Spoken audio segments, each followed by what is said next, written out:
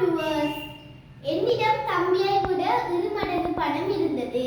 நான் என்னிடம் பணத்தில் சரி பாதியை அவனுக்கு கொடுத்தேன். அதன் பின்னர் அவன் தன்னிடம் உள்ள முழு பணத் தொகையிலிருந்து அரைவாசியை எனக்கு திருப்பி தந்தான். தற்பொழுது எம் இருவரிடமும் உள்ள பணத்தொகையை பற்றி ஒப்பிட்டு எழுதுக. இப்ப தம்பியிடமும் என்னிடமும் இருக்கிற பணத்தை நாங்க ஒப்பிட்டு பார்க்கணும்.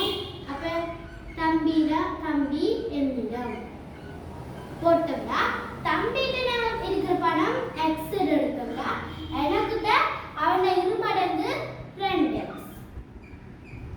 இப்ப தம்பிட எக்ஸ் எனக்கிட்ட 2x.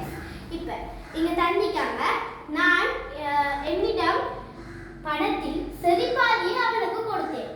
இப்ப எனக்கு இருக்கிறது வந்துட்டு 2x. அவட அரைவாசி தான் வந்துட்டு x. அப்ப அவன் இருக்கிறதுக்கு நான் ஒரு x கொடுக்கணும். அப்ப அவருக்கு நான் கொடுக்கறதுல x கூடணும்.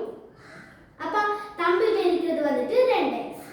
இப்ப நான் அவருக்கு x கொடுத்த ஒரு x கொடுத்தேன்னா எனக்கு ஒரு x போகணும். அப்ப கழிக்கணும் எனக்கு.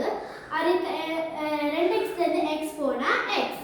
இப்ப தம்பிட்ட இருக்கிற பணம் 2x, என்னிடம் இருக்கிற பணம் x. அடுத்ததாக தந்திட்டாங்க. அதன் பின்னர் அவன் தன்னிடம் உள்ள முழு பணத் தொகையிலிருந்து அரைவாசி எனக்கு திருப்பி தந்தார். இப்ப தம்பிட்ட இருக்குது 2x, என்னிட்ட இருக்குது ஒரு x. தம்பிட்ட இருக்கிற முழு பணத் தொகையிலிருந்து அரைவாசி என்னிட்ட தாராரு. அப்ப தம்பிட்ட 2x ல அரைவாசி x. அப்ப அவர் எனக்கு தந்தா எனக்கு x வந்து கூடணும். அப்ப எனக்கு இருக்கிறது இப்ப 2x. இப்ப தம்பி எனக்கு x தந்தா இவருக்கு x குறையணும். அப்ப x. அப்ப இவருக்கு கழிக்கணும். கழிச்சோம்னா 2x ல இருந்து x போனா x. இப்ப முதலாவதாக இப்ப என்னிடம் இப்ப இருக்கிற பணமும் 2x, ஆரம்பத்தில் இருக்கிற பணமும் 2x.